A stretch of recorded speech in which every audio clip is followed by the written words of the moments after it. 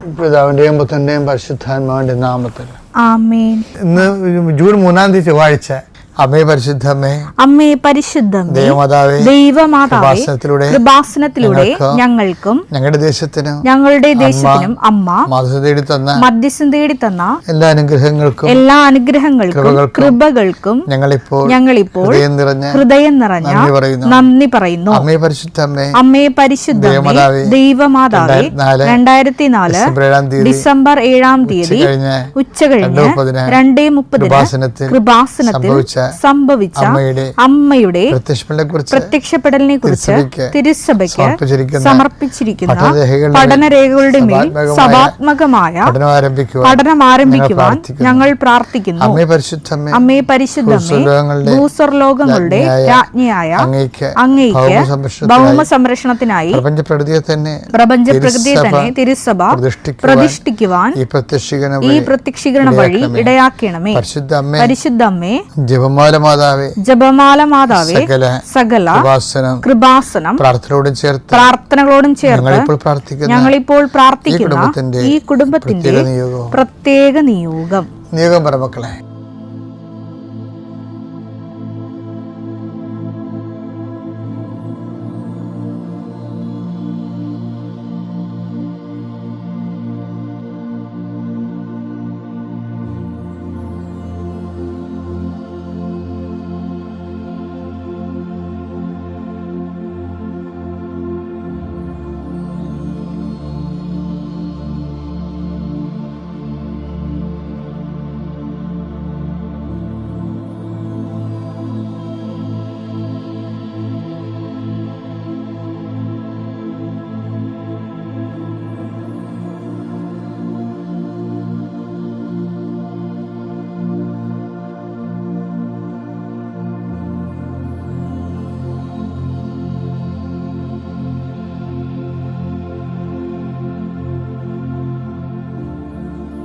അമ്മയുടെ പ്രത്യക്ഷീകരണത്തിന്റെ ഈ അനുഗ്രഹവേളയിൽ ഞങ്ങൾക്ക് സാധിച്ചു തരുവാൻ കനിയണമേ.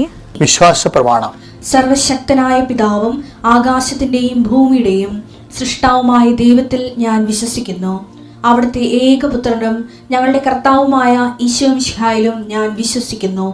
ഈ പുത്രൻ പരിശുദ്ധാത്മാവിനാൽ ഗർഭസ്ഥനായി കന്യകാമറിയത്തിൽ നിന്ന് പിറന്ന് പൊന്തിയോസ് പീലാത്തോസിന്റെ കാലത്ത് പീഡകൾ സഹിച്ച് കുരിശിൽ തറയ്ക്കപ്പെട്ട് മരിച്ച് അടക്കപ്പെട്ട് പാതാളങ്ങളിൽ ഇറങ്ങി മരിച്ചവരുടെ ഇടയിൽ നിന്ന് 3-ാം നാൾ ഉയർത്ത് സ്വർഗത്തിലേക്ക് എഴുന്നള്ളി സർവശക്തിയുള്ള പിതാവായ ദൈവത്തിന്റെ വലതുഭാഗത്തിരിക്കുന്നു. അവിടെ നിന്ന് ജീവിക്കുന്നവരെയും മരിച്ചവരെയും വിധിക്കുവാൻ വരുമെന്നും ഞാൻ വിശ്വസിക്കുന്നു. പരിശുദ്ധാത്മാവിലും ഞാൻ വിശ്വസിക്കുന്നു. വിശുദ്ധ കത്തോലിക്കാ സഭയിലും പുണ്യവാന്മാരുടെ ഐക്യത്തിലും പാപങ്ങളുടെ മോചനത്തിലും ശരീരത്തിന്റെ ഉയർപ്പിലും നിത്യമായ ജീവിതത്തിലും ഞാൻ വിശ്വസിക്കുന്നു. ആമേൻ. സ്വർഗ്ഗസ്ഥനായ ഞങ്ങളുടെ പിതാവേ, അങ്ങയുടെ നാമം പൂജിതമാകണമേ. അങ്ങയുടെ രാജ്യം വരണമേ. അങ്ങയുടെ തിരുമനസ് സ്വർഗത്തിലെ പോലെ ഭൂമിയിലും ആകണമേ. അന്നു വേണ്ടുന്ന ആഹാരം ഇന്ന് ഞങ്ങൾക്ക് തരണമേ. ഞങ്ങളോട് തെറ്റ് ചെയ്യുന്നവരോട് ഞങ്ങൾ ക്ഷമിക്കുന്നത് പോലെ ഞങ്ങളുടെ തെറ്റുകൾ ഞങ്ങളോടും ക്ഷമിക്കണമേ. ഞങ്ങളെ പ്രലോഭനത്തിൽ ഉൾപ്പെടുത്തരുതേ, തിന്മയിൽ ഞങ്ങൾ രക്ഷിക്കണമേ. ആമേൻ. നന്മ നിറഞ്ഞ മറിയമേ, സ്വസ്തി. കർത്താവ് അങ്ങയുടെ കൂടെ സ്ത്രീകളിൽ അങ്ങ് അനുഗ്രഹിക്കപ്പെട്ടവളാകുന്നു. അങ്ങയുടെ ഉദരത്തിൻ ഫലമായി ഈശോ അനുഗ്രഹിക്കപ്പെട്ടവനാകുന്നു. പരിശുദ്ധ മറിയമേ, തമ്പുരാന്റെ അമ്മേ, പാപികളായ ഞങ്ങൾക്ക് വേണ്ടി ഇപ്പോഴും ഞങ്ങളുടെ മരണസമയത്തും തമ്പുരാനോട് അപേക്ഷിക്കണമേ. ആമേൻ. കർത്താവേ, നിന്റെ ഉന്നതമായ നാമത്തിന് സ്തോത്രം ചെയ്യുന്ന കർത്താവേ, നിന്റെ വിശുദ്ധ പൗരോഹിത്യത്തെ മഹത്വപ്പെടുത്തണമേ.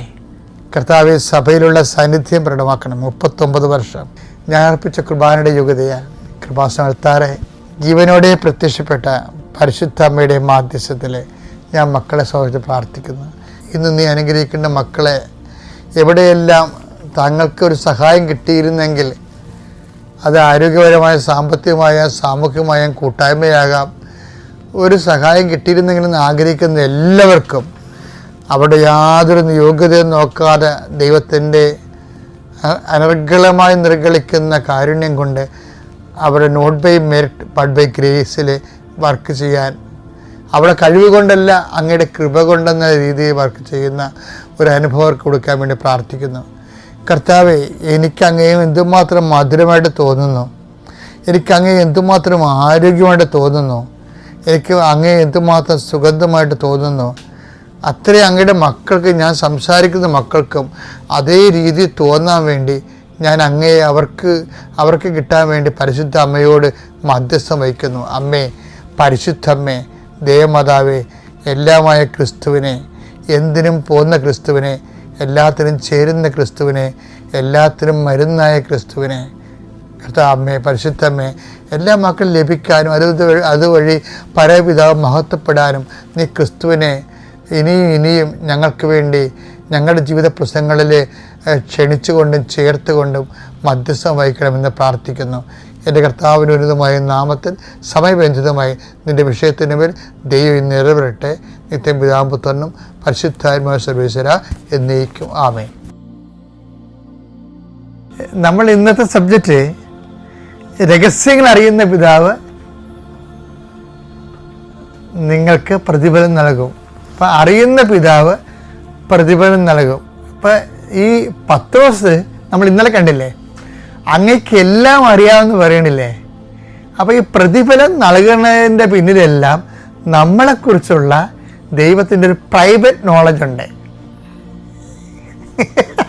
നിൻ്റെ അപ്പന് നിന്നെക്കുറിച്ച് ഇല്ലാത്തൊരു നോളജ്, നിൻ്റെ അമ്മയ്ക്ക് നിന്നെക്കുറിച്ച് ഇല്ലാത്തൊരു നോളജ്, നിൻ്റെ സഹപ്രവർത്തകർക്ക് ഇല്ലാത്ത നോളജ്, നിനക്കും ദൈവത്തിന് മാത്രം അറിയാവുന്ന നിങ്ങൾ തമ്മിലുള്ള ഒരു ഒരു സീക്രട്ട് നോളജ്. എന്താണ്? എൻ്റെ ദൈവത്തിന് അതിലാണല്ലോ ഈ ആൾക്കാർ ജീവിക്കണത്. ചില ആൾക്കാർ പറയാലേ, അറിയേണ്ടവൻ അറിയുന്നുണ്ട്, അങ്ങനെ അറിയുന്നില്ലേ. അതായത് ഇപ്പം എന്ത് സംഭവിച്ചാൽ ഞാൻ ഇപ്പം കണക്കെഴുതി വെക്കണം. ചില ആൾക്കാർ പേപ്പറെ കണക്കെഴുതി, ചില കണക്കെഴുതത്തില്ല. കുടുംബത്തിന് വേണ്ടി അനിയനെ പഠിപ്പിച്ച കാര്യവും, പിന്നെ സ്വന്തം വൈഫിൻ്റെ കെട്ടുതാലി വരെ വിറ്റ് അനിയത്തിക്ക് പെങ്ങൾക്ക് ശ്രീധനം കൊടുത്ത കാര്യവും, ഇതൊന്നും അവസാനം വരുമ്പോൾ നമ്മൾ വീട്ടിൽ നിന്ന് ഇറങ്ങി കൊടുക്കേണ്ടി വരുമ്പോൾ അപ്പനും അമ്മയും ഓർക്കണമല്ല, അറിയത്തില്ല. അവർക്കറിയാം, പക്ഷേ അവർ അത് പറയണമെങ്കിൽ മറ്റേ മക്കളുടെ തള്ളിപ്പറഞ്ഞ പോലെ ഇരിക്കും, ചേട്ടൻ്റെ കൂടെ നിൽക്കണ പോലെ ഇരിക്കും. അതുകൊണ്ട് ചേട്ടന്മാരാണ് മിക്കവാറും അപ്പന്മാർ തള്ളിക്കളയണത്. എന്നിട്ട് ഇതാണ് അവർ നിൽക്കുന്നത് ഇളയ മകൻ്റെ കൂടെ ആയിരിക്കുമല്ല. അപ്പം അതുകൊണ്ട് അങ്ങനെ ചില സമയത്ത് അങ്ങനെ സംഭവിക്കാം. അപ്പോഴേ ഈ ചേട്ടൻ പറഞ്ഞൊരു വർത്താനാണ്. എന്താണ്? അപ്പനും അറിയത്തില്ല, പക്ഷെ അറിയേണ്ടവനൊക്കെ അറിഞ്ഞിട്ടുണ്ട് എല്ലാം ഒന്ന്. ശരിയാ.